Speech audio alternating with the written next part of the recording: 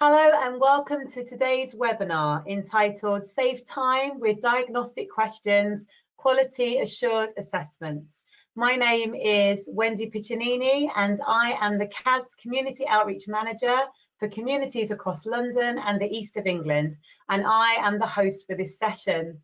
Can I just say, first of all, thank you so much for your patience. We've had a few technical difficulties, which is why we're starting slightly later than the advertised time. So thank you so much for being patient and bearing with us. But we're so glad that we can bring this webinar to you this afternoon.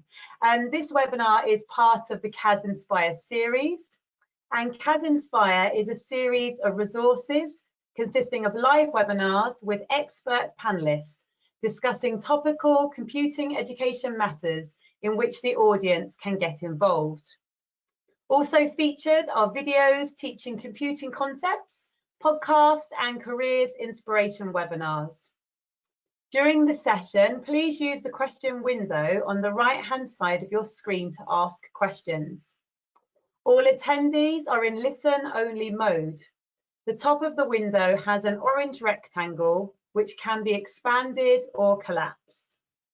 If you'd like to download a copy of this afternoon's presentation, and there's another handout also available, these can be found under the handout section in that menu. If you're using social media, the hashtag for the event is hashtag CASInspire20. During the webinar, please type any questions into the question window. And there will be breaks during the session when questions will be read out to the presenters. Without further ado, let me introduce you to Iris Holes and Richard Millward, who are our panelists this afternoon. Iris works for ED and leads ED's operations and special projects, so generally making sure the business runs smoothly on a daily basis. She's been in EdTech for over 8 years and 5 of those at Diagnostic Questions. Getting diagnostic questions used and loved by as many teachers as possible is what she aims to do, as she knows the product will save teachers so much time and improve their quality of teaching. And also this afternoon, I introduce you to Dr. Richard Millward, who's the Director of Core Education UK and a researcher in the School of Computer Science and Statistics at Trinity College in Dublin. His current research interests include learning programming and computational thinking. And in relation to this, he is currently engaged in the development of a community of practice for computer science teachers in Ireland, and also creating workshops for families to develop creative use of computers together. I'm now going to hand over to Iris for the presentation. Thank you. Awesome. Thank you so much for the introduction, Wendy, and thank you everybody for being here today. So I'll be hopefully showing you all about our platform and how it can be used.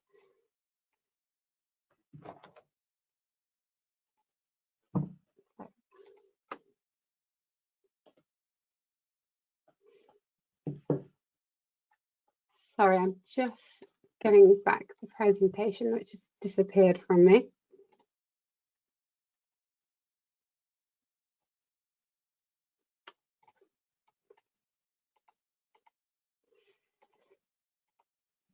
So I've just lost everything. Very typical. I'm just going to stop sharing for just a second and reshare.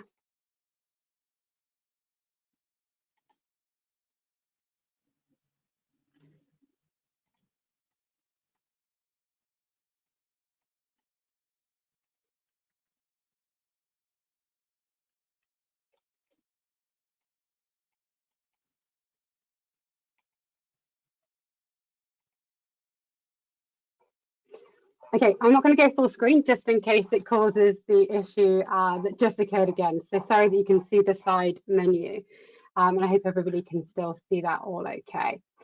Yes. So as a quick run through about what we're doing. So Project Quantum, so I'll give a brief overview of Project Quantum. A diagnostic question, so what is a diagnostic question? A totally free solution, including our low stakes formative assessment and lesson planning, and then finally how you can get support from us as well.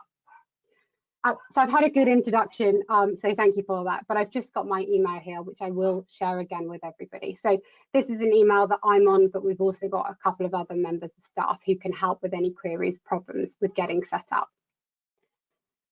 So just a bit about a background about kind of what we do and why we do it. So one of the things I wanted to touch on is kind of lack of time for that teachers have. So I say spare time and kind of trying new things. And of course, we know large amounts of time is spent doing admin tasks.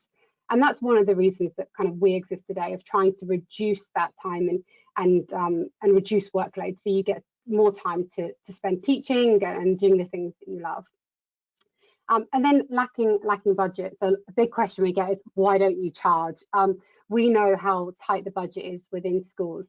And not only that, you know, during COVID, I think there's been a really big change where there's this kind of illusion of more money is going into education, and actually it's going into quite unusual things, maybe tuition or different streams to try and kind of get technology within certain households. So budget is still strapped, always has been, and you know, even though I could hope there'd be some change, you know, we don't want to add to that burden.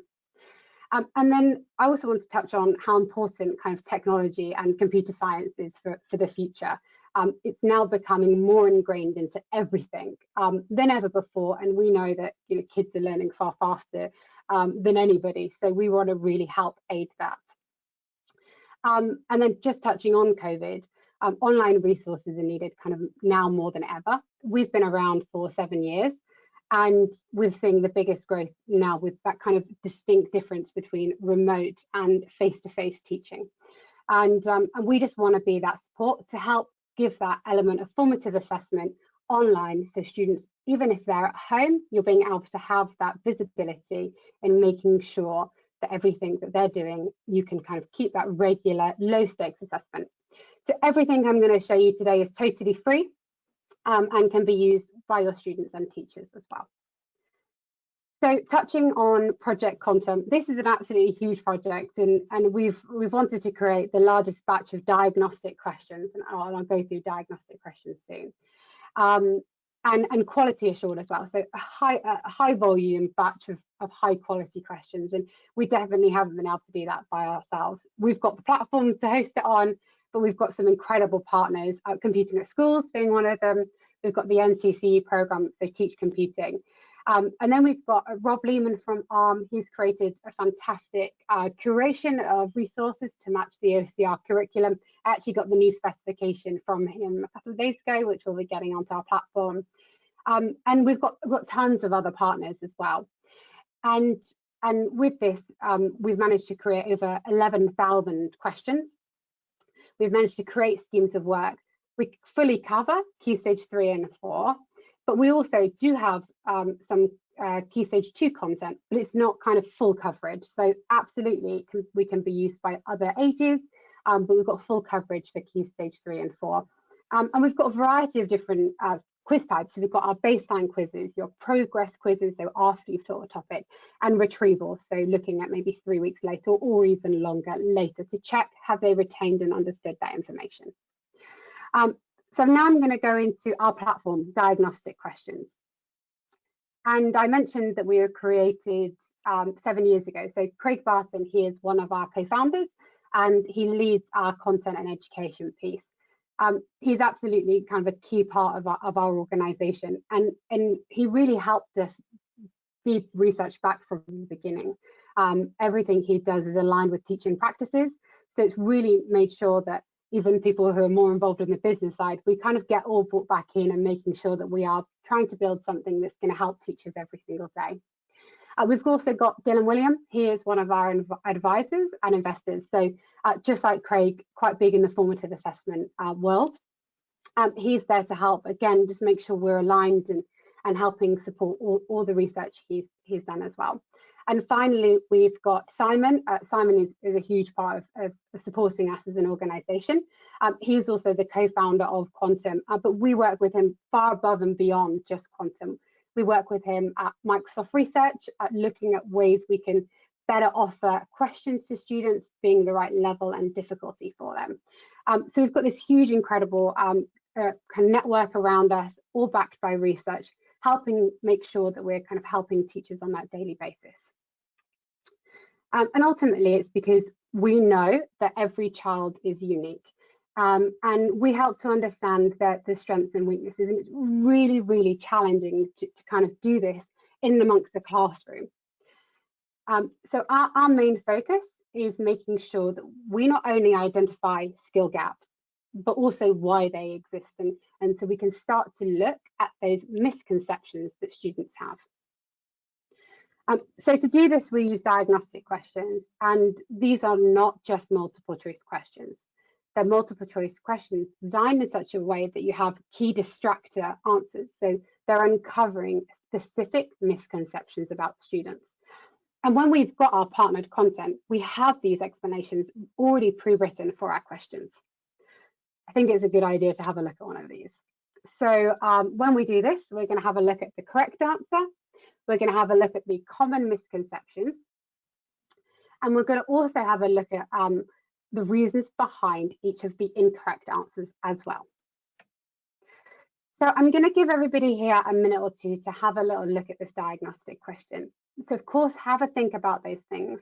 What is the correct answer? Where do you think your students might go wrong? And I'm going to go through the results in just a second. So I'll give you a minute to have a look.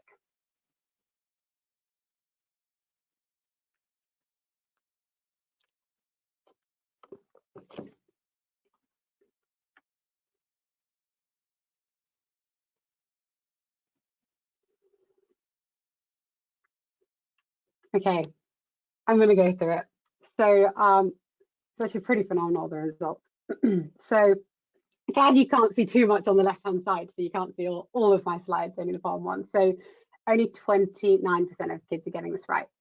And actually, as an organisation, the getting things right is not the part that we're most interested in. It's the getting things wrong. But I just wanted to highlight this. You know, the high number of students getting this question wrong as well. Let's actually have a look then at the spread as well. So pretty decent distractors we've got here. So we're always looking at, are the distractors high quality distractions? Are enough students choosing that option for it to be a valid distractor?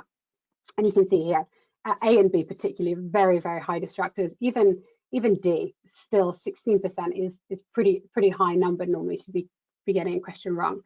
These are also high because the number of students getting this right is so low. And we don't only ask them for their option, we also ask them for an explanation. Now, you can't necessarily aggregate the explanations, but you can read them and they're really interesting. So I've got a couple here to show you.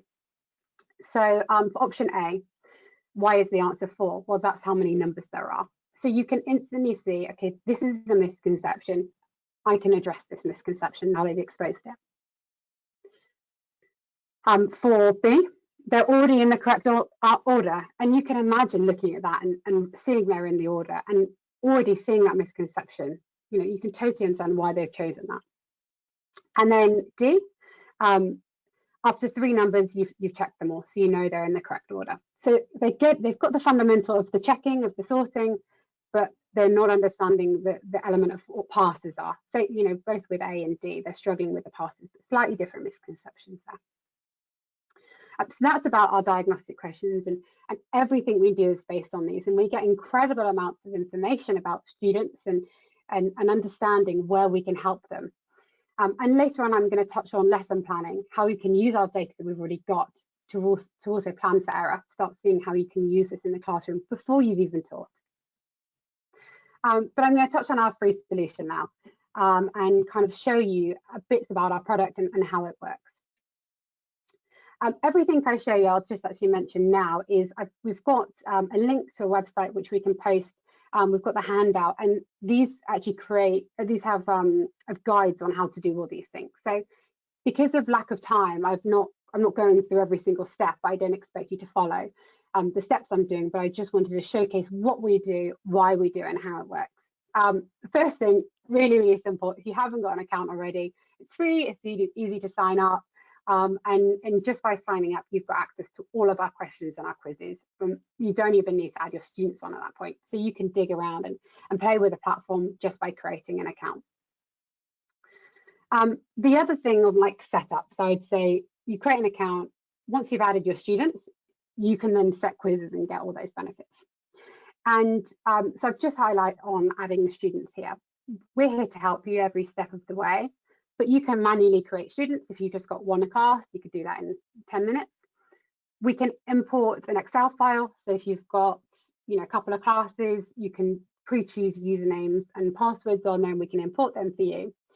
The final one is we can sync to your school's management information system, for example, SIMS. And you might want to do this if you've got your whole school set up. I know I said our whole platform is free. That is the only thing that is charged. Basically, we use a third party called Wand. They charge us, so we just pass on that cost to the schools. And that's in total, including about £100. And that kind of does automated class management. By no means do you need to use that option though. We have the import that we help you with manually creating, obviously totally free. It's just about what's going to be easiest and the best for your school. Okay, getting on to what I say is the more exciting bits now. So looking at what are our low stakes formative assessments. So we've had these created by expert partners.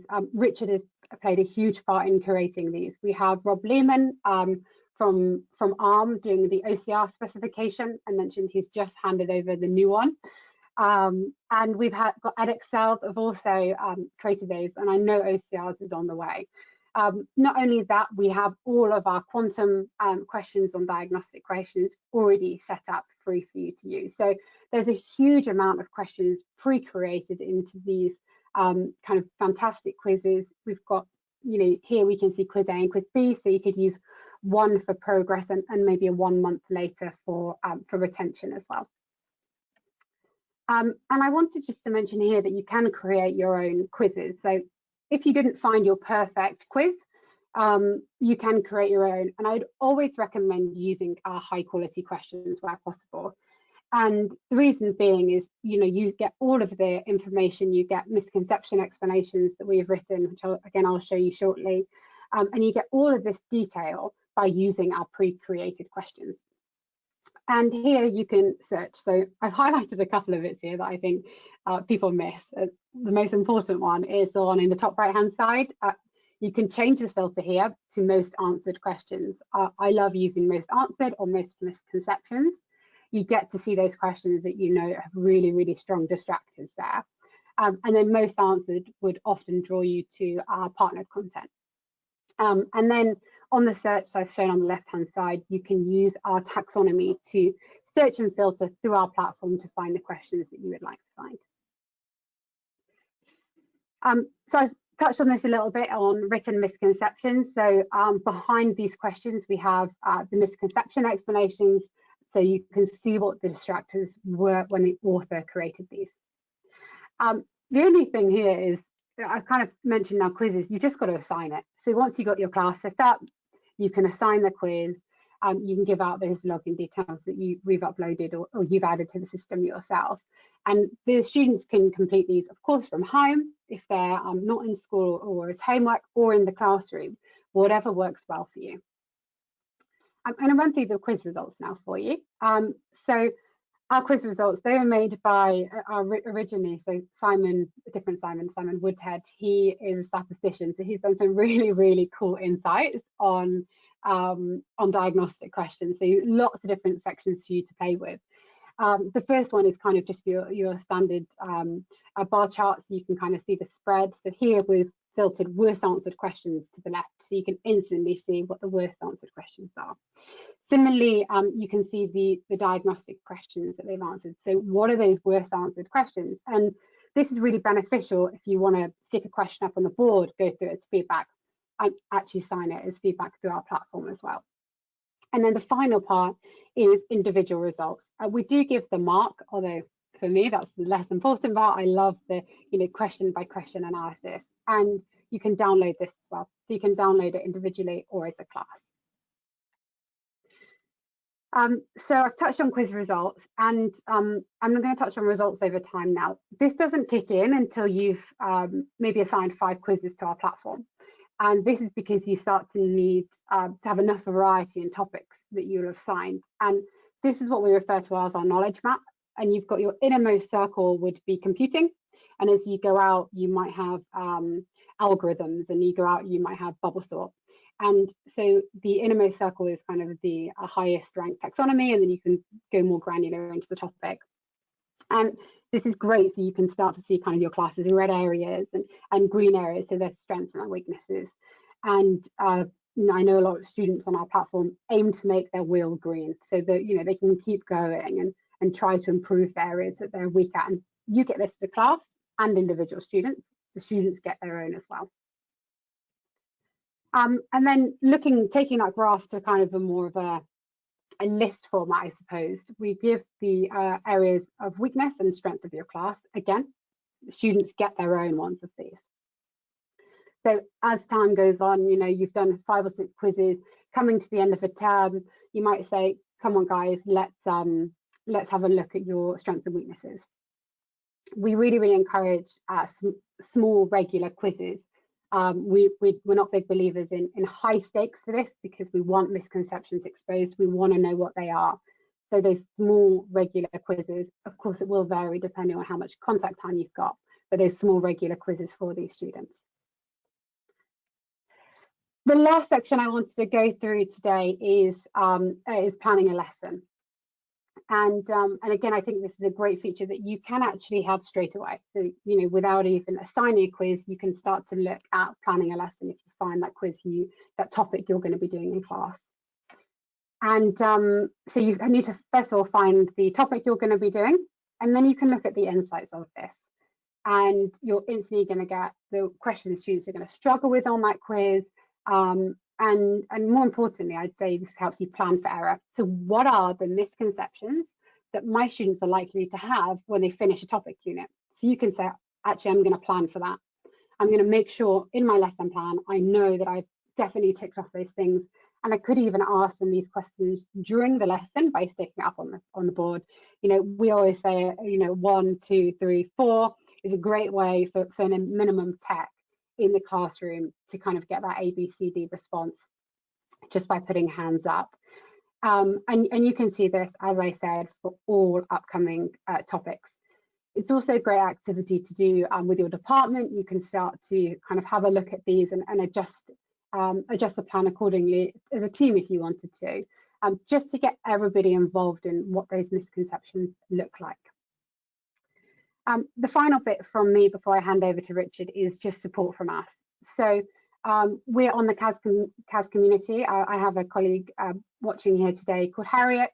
She leads on the CAS community side, and she's there. So if you do ask questions, she can help and respond, send you to guides and links and articles that we have to make sure you can get set up.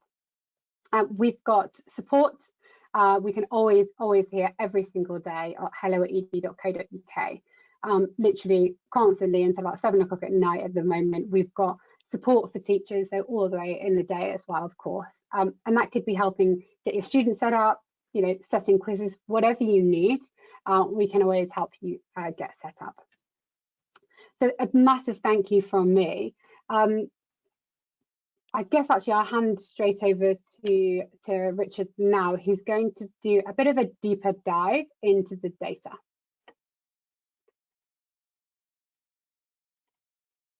Thanks very much.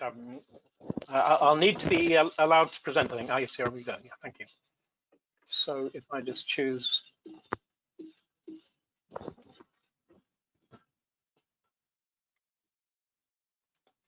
How's that? So can you see my screen? Yes, we can. Yes, perfectly. Excellent. So that background slide, which is my first, is really the same. It's a summary almost of some of the things that Iris has been telling you.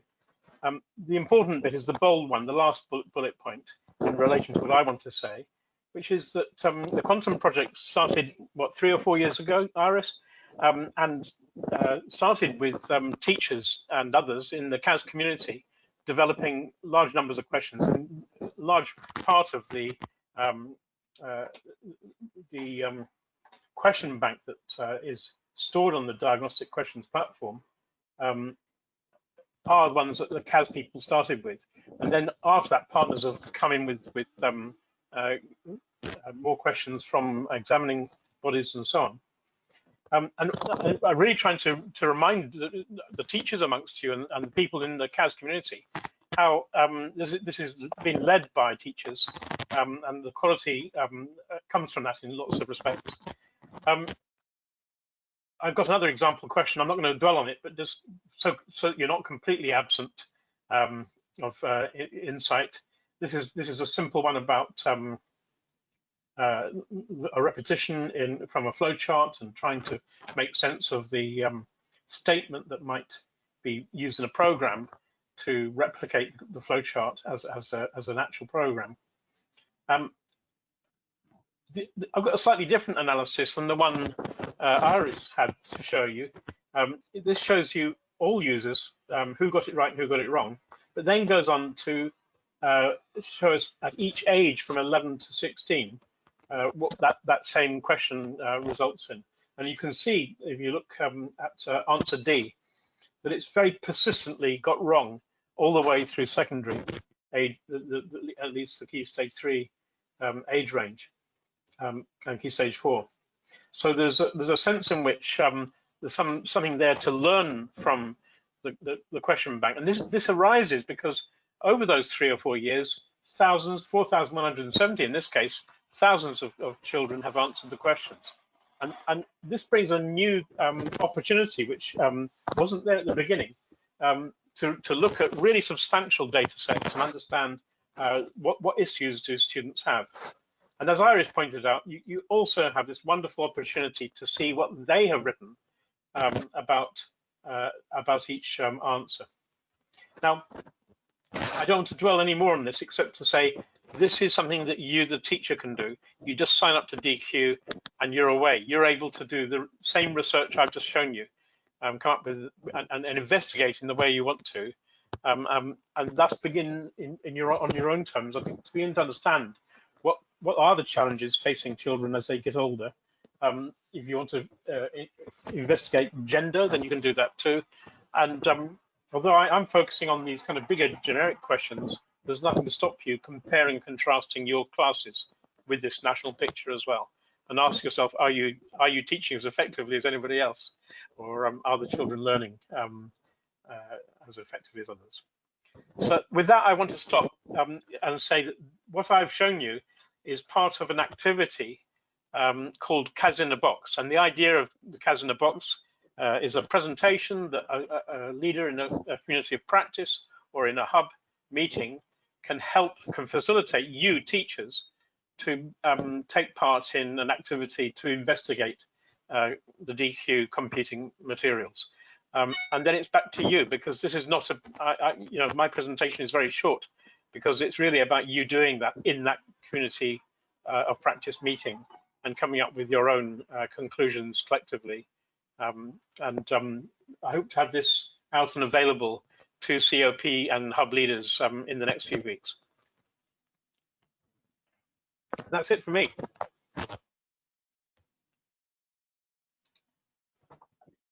Brilliant, thank you. We do have a question from Habis, and the question is, how do I assign questions to my class? Awesome, yeah. So I'll actually just jump into my screenshot again, because once you do have a quiz ready, there is just a little button at the bottom that says assign to class, and it is as simple as that. Richard, are you able to pass back control to me, and I can actually just I can if I knew how to, I would. Yeah, if you go to sharing at the top. Got it, yeah. Change presenter, I've got it, yeah. And I've got 2 Irises, is it? I'm bound to get this wrong. I'll go for the first one first. Is that you, Iris? If not, I've passed control to Harriet, and Harriet has to pass back to you. I've lost control now. So. Yeah. Okay, I will have a go. Have you got That's okay. I'm just swapping it over. Have you got it, Iris? Yes, perfect. Brilliant. Yeah, the person who asked the question, and they said that they weren't in the webinar at the beginning. So oh, But you've got actually a bit of a live demo. I do love a live demo myself. So you can see that, okay, can you, diagnostic questions. Lovely. So once you've found, so I'm on the quizzes. I always get told off for doing live demos. So once you're in the quiz section, I could filter into here for computing. Again, I'm just going to, you've got your filter here, so you can choose whatever you want. I could do most attempts. And you can see these quizzes. You could create your own. It would be in the same list as well. And simply here, you can assign that to your class.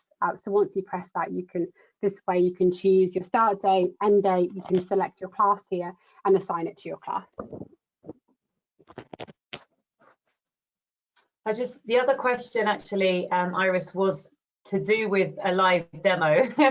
A lady called Becky, she was asking about her previous experience. She was finding it quite difficult to navigate the site, and as time is on our side this evening, I just wondered if you could do a kind of basic overview of different aspects of the site and how to navigate things, different parts that might be useful. That'd be great. Thank you. Yeah, absolutely. I'm just going to check the school I'm in before I keep screen sharing. So give me a second. Yes, looks good. Okay, so I just wanted to check that I wasn't showing anything I should. This is one of my test scores. So in terms of navigation, the kind of key things, the only thing you wouldn't have when you first sign up is this this section here, the classes that I'm assigned to.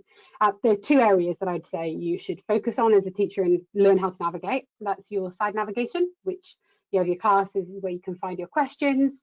And then your insights as well are a key section. But the other one, and the one I think probably people miss the most, is the My School navigation. So how do I manage my classes, my students, my teachers? And that's all in the My School section.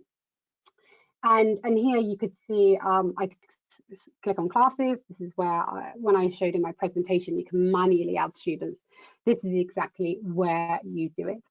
And you can create students here. So you could create a student, call them whatever you want, of course, add their information. And here as well, you can download students' login details. So that's another key part. And this school management or class management section is absolutely essential that you are comfortable. You can reset students' passwords here. So that is just this panel on the right hand side. Again, if you wanted to invite teachers, you can do that here and give them, I'll just show you that invite code. So invite teachers, they can use this code and automatically get approval into your school, or they can try to join your school as well. I mentioned the other key part is the questions. So this is where we have a very high number of maths questions as well. So maths and computing are definitely our two leading subjects. So maths is our original one, so that's why we've got more questions. So we've got questions and quizzes, the kind of key things I'd recommend.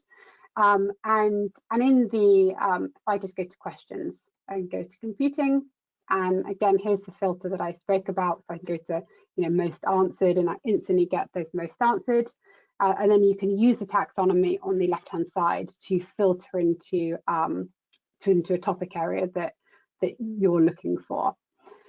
Now, this is kind of when you're searching questions, but I did mention that we've got one of the handouts here. So the handout 1, diagnostic questions, we actually have a link as well. So we can share this link with everybody. And this has links to all our curated quizzes. I'll just see if I can click on that for you. God, this is a real live demo. Don't know what was going to happen when I clicked on that. So here you can see, hopefully these links will work. So let's have a look at one of them. Yep, lovely. So I clicked on that one, and we've got all the OCR quizzes, and you can actually directly click here and find that OCR aligned quiz, and again, assign that to your class. So if you want the pre-curated ones that Rob Lehman has worked on, so this kind of OCR specification here, we've also got one, if we just jump back, you've got one for, we've got the Edexcel one here, we've got all our quantum quizzes, so we've got lots and lots of variety of different links to different quizzes that you can use. And we've also got the steps to get started. So we've got kind of a few key actions that we think are really useful for you to get started, adding students, everything I showed in the presentation, adding your students, assigning a quiz and viewing the results. as we've got kind of a few hints and tips to get started as well. So I think that's probably, there's always tons we can do, but I'd always say, like, you know, get to grips with adding your class, assigning quizzes and looking at the results. Then as like phase 2, we could look at feedback through our platform and more complex things to do as well. Brilliant, thank you. Iris, the document that you just showed there, that's under the handouts, I believe? It is, yeah, it's handout 1. Yeah, brilliant. Somebody was just asking about how they could get hold of that. Yeah, it's on the menu on the right-hand side of your screen. And as I said at the beginning, if you expand that menu, you will see a section for handouts. So that and Iris's presentation are available there. Oh, some more questions. A question about finding questions from the NCC units.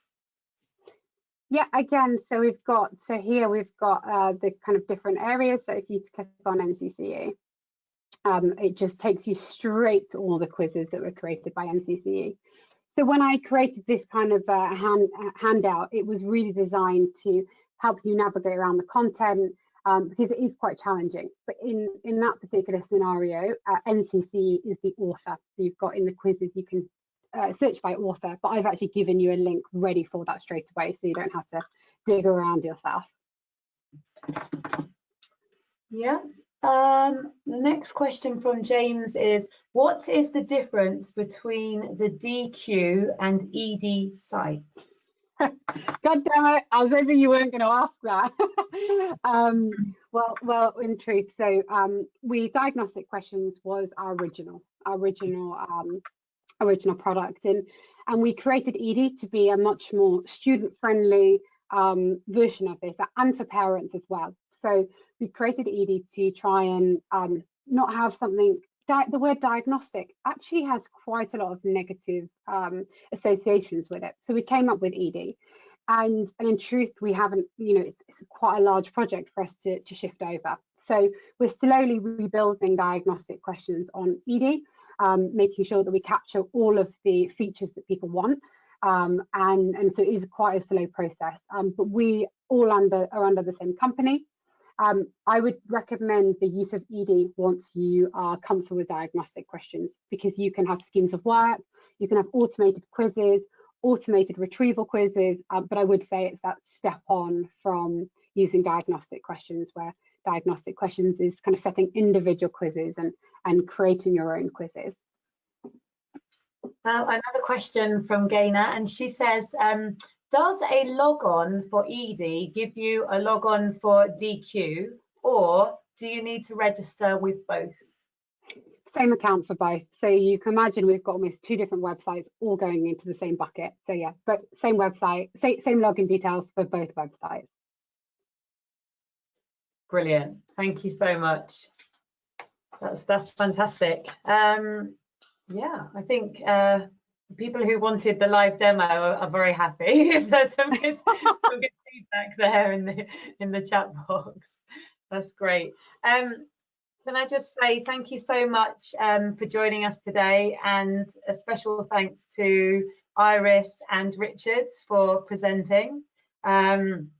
Please share your highlights from this session via social media and on the CAS website. And at the end of this webinar, a short survey will appear on the screen, and we'd be grateful if you could take a minute to complete it. We hope to see you at future CAS Inspire webinars, and the next one is tomorrow and is on top tips for combining computing and art. So please do continue to spread the word about CAS Inspire and all that's available. Thanks for joining, and we hope to see you next time. Goodbye. Bye.